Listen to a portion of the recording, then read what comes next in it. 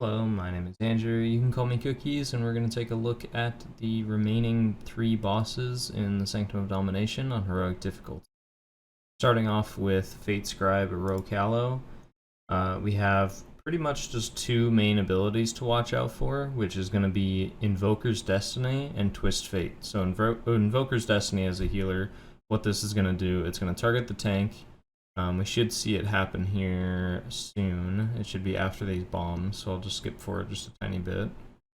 So this is Invoker's Destiny. It's going to put this giant circle on the tank. The tank runs away from the raid.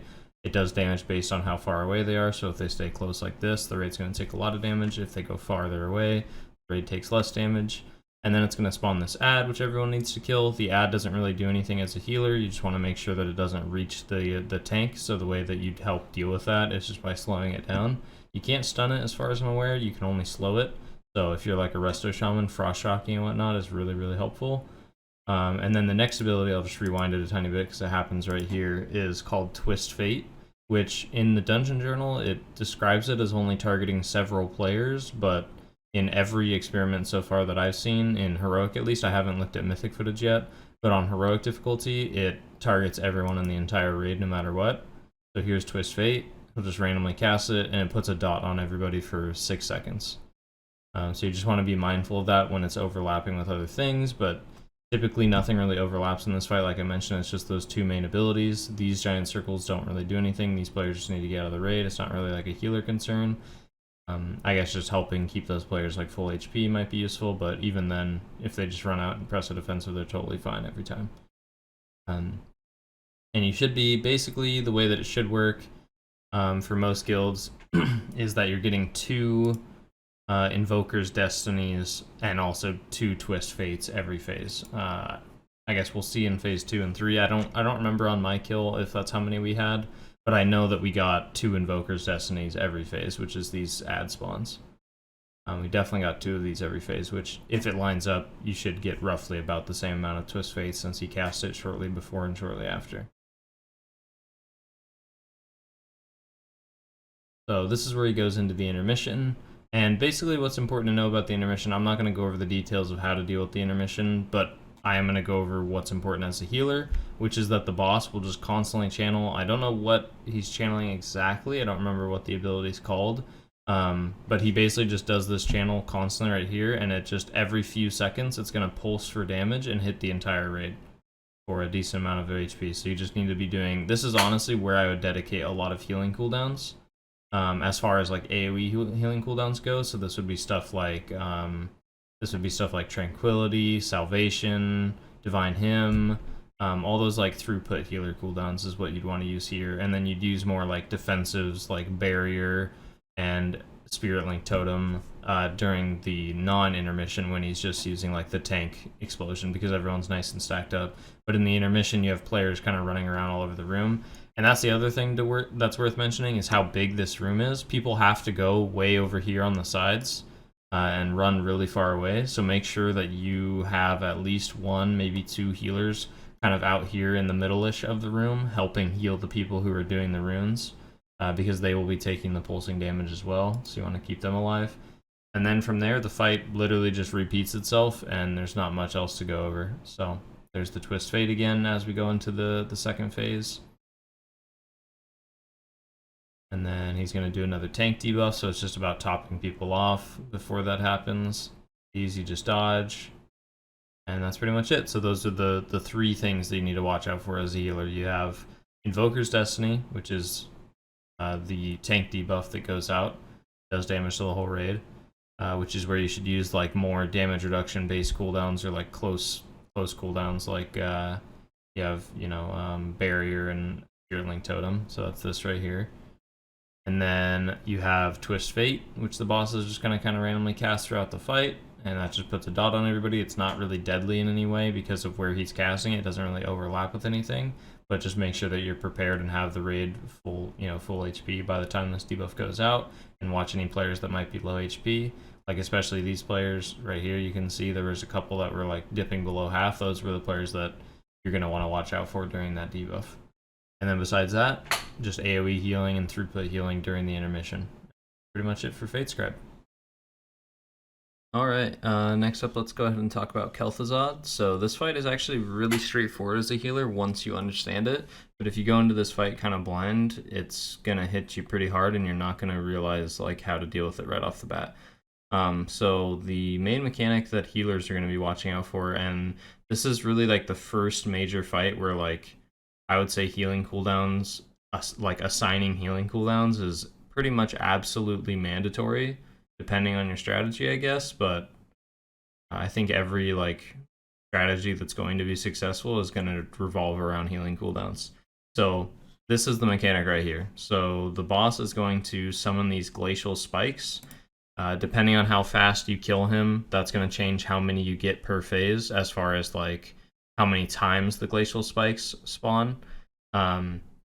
But on a typical, just your average guild kill, it's probably going to be, you're going to get one spike during phase 1, you're going to get you're going to get one spawn, I should say it this way, you're going to get one spawn of spikes in phase 1, and then you're going to get 2 spawn of spikes in the other phases. So phase 2 and phase 3, you'll get 2 sets, and in phase 1, you'll get 1 set.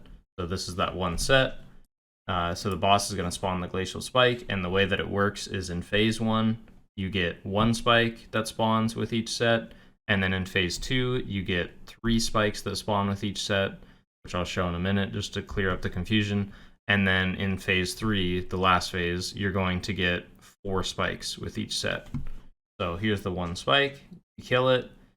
You can pretty much just cleave them down. I think later on you're probably going to want to focus damage into them. And then basically it blows up, does damage to the whole raid, and then puts this dot on the entire raid. And then the only other mechanic that overlaps in a way that requires like healing attention is this right here. It's the meteor. I don't know the entire spell name or anything, but it's something meteor, ice meteor, frost meteor, something like that. And it's going to put, again, another like really nasty dot on the entire raid and do a bunch of initial damage. And that meteor will always overlap with your like last set of spikes in each phase. So then we will go ahead and fast forward it just a little bit to the next set of spikes after the intermission. So here we go, we have the next set of spikes. This will be 3 spikes this time. And typically what guilds are doing is stacking the spikes together. It can vary, but basically if you have the healing cooldowns for it, if you have a lot of damage reduction cooldowns with like Holy Paladin, Resto Shaman, stuff like that, Disc Priest, you have those like damage reduction cooldowns, you're going to just stack all of them together until you get into the last phase where you're getting 4. Basically you want to be stacking 3 at most together, because if you stack 4 together, it's pretty hard to heal through.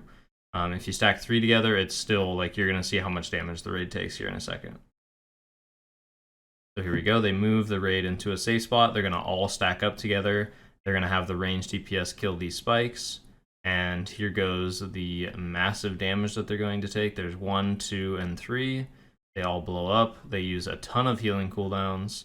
And now they're just trying to survive as much as possible by staying stacked in the Spirit Link through that dot. So there's the first set in phase 2. And then we're going to get 1 more set in phase 2 more than likely. Again, depends on how fast you kill the boss, because the slower you kill him, the more sets you're going to get. And it's possible, like later on with gear and stuff in this tier, you can just skip the second set by doing enough damage. But here it is. Here's the second set. 3 people again get debuffed. They drop them all in the middle. And they're going to deal with it pretty much the exact same way.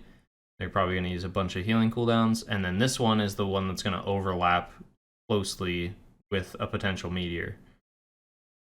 And it may not go off if they push the boss fast enough, but it would normally... Okay, so they push the boss fast enough, the meteor would normally go off like pretty shortly after that. There was the 3 spikes again, and then now we're going to skip to the last phase. Sorry, phase 3, it's not the last phase. The last phase is different. You don't get spikes in the last phase. We have the first set of spikes happening shortly after we come back. And this time it's going to be 4 spikes. And I believe what this group is going to do in particular, they're going to have the 3 people stack in the middle and then stack the last one away from the group. So yeah, you can see there's 3 in the middle, you can't really see them. And then there's 1 way out here on the edge. They're not going to kill that one, and they're just going to kill the 3 in the middle. And then treat it exactly how they were before, where they just use a ton of healing cooldowns and get through it. and then the one spike out here just kind of, if you leave it alone, it'll just die naturally on its own after your debuffs expire. And I mean, you can see right there how much damage they're taking. Fortunately, they drop a darkness a little late. And then here, this one overlaps with the meteor, so it looks like this isn't the last set. This is actually overlapping with the first set. And again, the meteor timing can be really weird, and I think it's because they get this meteor here because they didn't get the meteor at the end of last phase. Because like my group, when we killed this, we got a meteor at the end of phase 2, and then at the end of phase 3, like we had 2 meteors. So it was like really awkward timings. So here it is, meteor drops. Or taking damage from it. If you can, dispel people, but I believe everyone who gets hit takes that. You can't dispel like the dot debuff, but you it like roots everybody, so you can dispel that. There, that last spike just popped out in the distance, but you can see it doesn't really do anything, so we can kind of ignore it. It's more just about healing through those initial 3, and then if a meteor overlaps, we need to also have something else for it. And then here we go. They should get one more set of spikes, potentially. They might be able to skip them.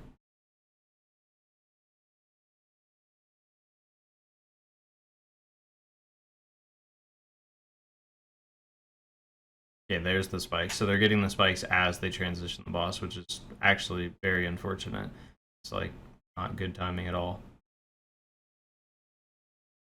So they get the 3 spikes in the middle. They're going to DPS them down as fast as possible before the intermission starts. And here goes the damage. Very, very painful. Healing cooldowns, and then they're just going to leave that last spike completely alone and just let that detonate on its own. Don't get an overlap with the meteor, which is nice. So they're pushing a little bit faster than like most guilds probably see pushing. But the idea is still the same. You should be getting 2 sets of spikes in phase 2 and phase 3. And then the last phase, right here, you're not going to get any more spikes, but the raid, you can see this dot stacking up on the raid, or this debuff rather. It's at 5, it's going to go to 6. So that debuff is just dealing increasing ticking damage to the raid every time that it goes up. And it's basically just an enrage, so you just want to, I would say as a healer, do as much damage as you possibly can, and then focus on healing as this dot gets to, like, you know, as the debuff gets towards like 15 stacks or so. You know, it looks like they're just suiciding the person with the meteor so that they don't have to soak it, which definitely makes sense. And then that's the whole fight. You heal through this successfully, and then you're all done.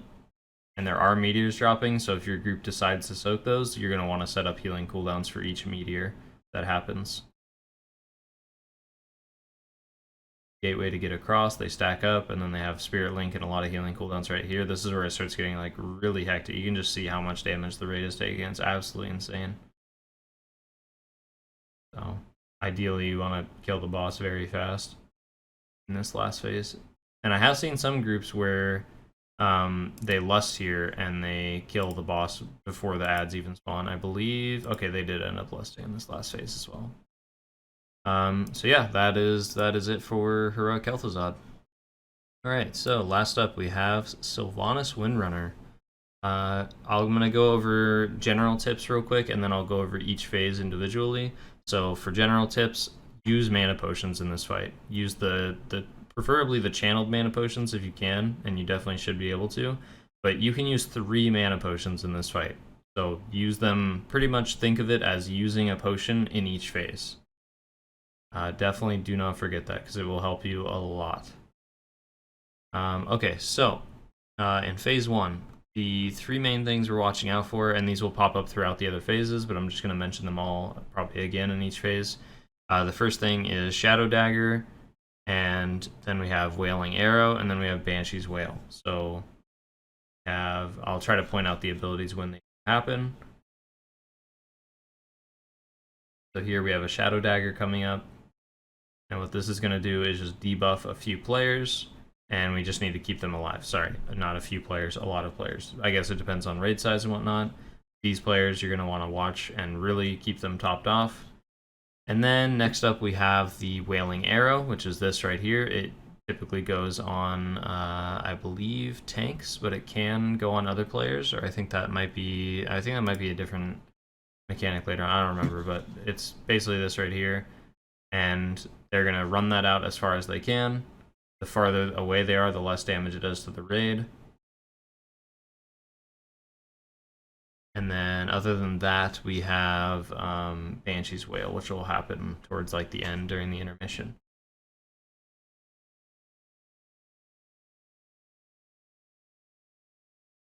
Kind of skip ahead a little bit. It's not going to watch the entire VOD. There's the Shadow Dagger again, so we just topped off. Make sure you're tracking that debuff. And then we're going to have the intermission coming up soon when she hits about 83%. 83 point something or 84 point something. So what she's going to do is spawn... Is it here? Yeah.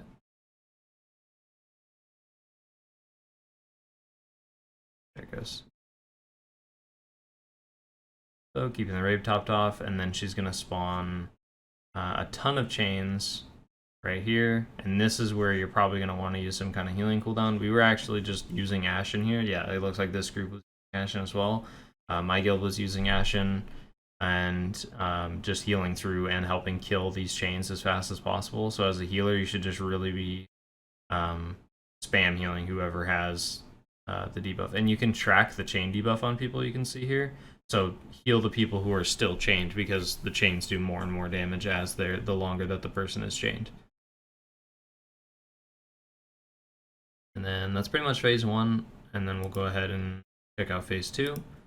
So in phase 2, we're dealing with the same things. We're dealing with Banshee Wail, we're dealing with Shadow Dagger, but this time it's raid-wide. And we're also dealing with something new, which is the Soul Judge ads, which we'll talk about when we get there.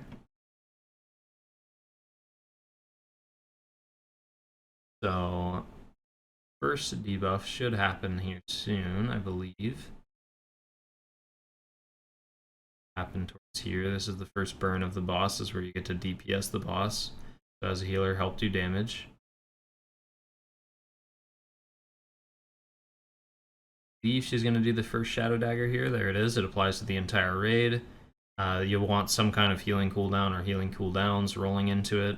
This isn't as dangerous as the Shadow Daggers in the first phase, because the Shadow Daggers in the first phase were overlapping on top of players who also already had other debuffs, so that's worth keeping in mind, but it is still something you're definitely going to want to use a healing cooldown for, and you're going to want to do some AoE healing.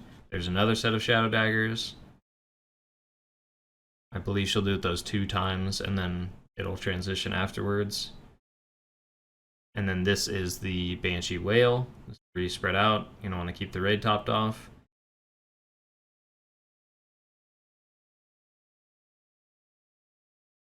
Now, if I'm not mistaken, you always get silenced after that Banshee Wail goes off. So make sure you use like a lot of healing beforehand. As long as the raid's full HP when the Banshee's Wail is going off, you're totally fine. Okay, and then we have these ads right here. It is this one that the Paladin's targeting right now. So Maw-Forged Soul Judge. They're going to debuff players.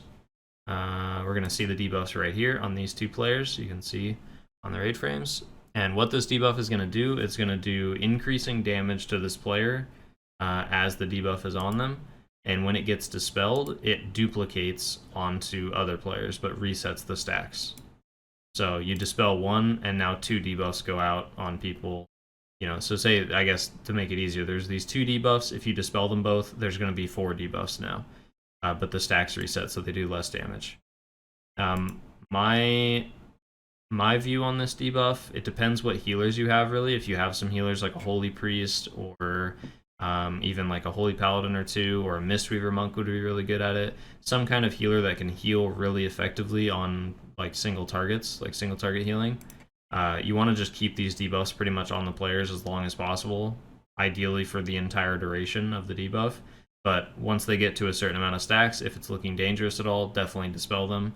I think most groups kind of default to like 5 stacks. Like you can see here, they're dispelling around 5 or 6 stacks, which is totally fine as well. So it's either just spam heal the players who have the debuff and don't spread it at all, or just dispel it around like 5 to 6 stacks if you want to play it safe and have to expend like a little bit more mana to heal, you know, more people rather than just single targets. And besides that, that is it for phase 2. So I believe everything that we've seen happens like one more time. You're going to deal with the Shadow Daggers, you're going to deal with the Banshee Whale, but as long as you understand, how they happen, I believe they both happen during the boss burn, and then you just have the Soul Judge ad, which I believe there's 2 Soul Judge ads that you end up dealing with throughout the whole intermission. So we'll go ahead and skip over to the last phase now. And the last phase is where healing cooldowns are definitely the most important. In phase 1 and phase 2, it's a little bit more like, free form of like where you can press cooldowns and whatnot. But in phase 3, you're definitely going to want to organize it a little bit more, especially because the raid is more stacked up in phase 3. So we're dealing with kind of all the same stuff, but the additional stuff that we're dealing with is Banshee's Fury and I believe that's it. I guess Banshee Scream, which I think it's the same thing as Banshee Wail. It's just like a new version of it, essentially. So here's Banshee's Fury. She'll do that periodically throughout each platform. So just to rewind it again real quick. Jumps on the platform. And she'll do a Banshee's Fury. And none of this stuff on the ground does anything. It's just ground effects. It's not actually doing damage to anybody. It's just the ability itself does raid-wide AoE damage. That's all Banshee's Fury does.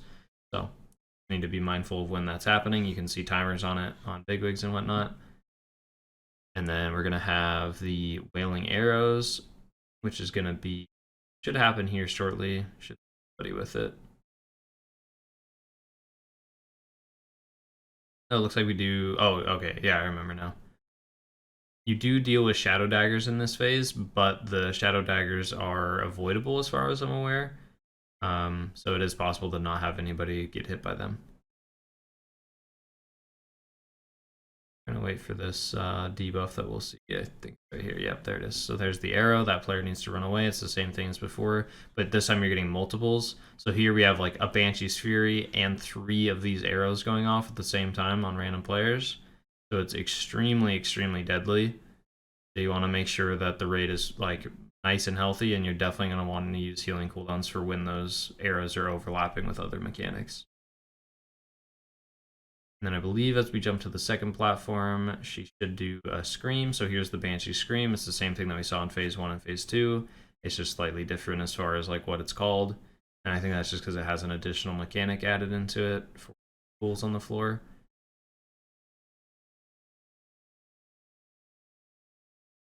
And it is worth mentioning throughout the whole fight, if people get hit by the avoidable pools on the floor, they get this debuff, which is just naturally going to happen in a large raid group, especially in heroic difficulty and stuff. People are just naturally going to get hit by this stuff.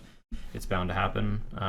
So what you do as a healer is just heal these players who have this debuff, and they just have a healing absorb. So they just need to be healed until that debuff is gone. Which is another big reason why we want to use mana potions nonstop. Banshee's Fury, then we have those arrows overlapping again. There's one arrow. I believe we're only, and then there's a second arrow, and there's a third arrow. So it's always going to be 3 arrows that overlap. Here we keep the raid nice and healthy, and then as these arrows go off, we want to really keep everybody healed. And that's pretty much it. Phase 3 just kind of repeats itself from here. Get another Banshee Scream, you spread out, you get silenced. So you want to make sure you do a lot of your healing before that Banshee Scream goes off rather than after. And we're next platform soon, I do believe. There's Raise, and then it kind of just repeats itself. So now you should go over here. She's going to do a Banshee's Fury, it looks like, coming up, and you can just watch your timers to see what she's about to do. So here's Banshee's Fury, and then we're going to have probably some arrows go out here. Yep, there's the arrows. Didn't see it on the bigwigs as far as I was aware, but arrows, and then right after the arrows are finished, we're going to deal with a Banshee Scream shortly after, so we need to heal everybody up after this damage from the arrows. Quickly need to heal everyone up. Scream, there it is. We spread out.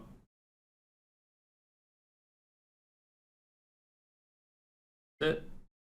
Dodge these lines. That's the Shadow Daggers. If you get hit, you get the debuff, so just heal players who get hit by that debuff if it happens. Now it should be repeating itself to where we get like Banshee's Fury, and then we're probably going to get arrows. Or actually, she's just going to raise the platform. and then we go to the last platform, and then we get arrows. Gonna raise, go to the next platform with arrows, and these arrows hurt a lot right here because you can't go to another platform with arrows, so they have to stay on this platform. A lot of damage. Overlaps with the Scream right after. And there we go. And we just keep dealing with those 3 abilities over and over in each platform, and then you'll have the boss down. So hopefully this little guide to Heroic Sanctum helped. I'll make sure to be doing mythic commentaries on every single boss as I kill them with my guild. We don't raid that much. We're just a 2-day, 6-hour raiding guild. So we kind of get through it a little bit slower than a lot, like a lot of higher progress guilds and stuff. But as I get through each of the bosses on Mythic, I will definitely make commentary. Be sure to check out the Patreon and subscribe, like the video, all that stuff. And thank you so much for watching. I will see you all later.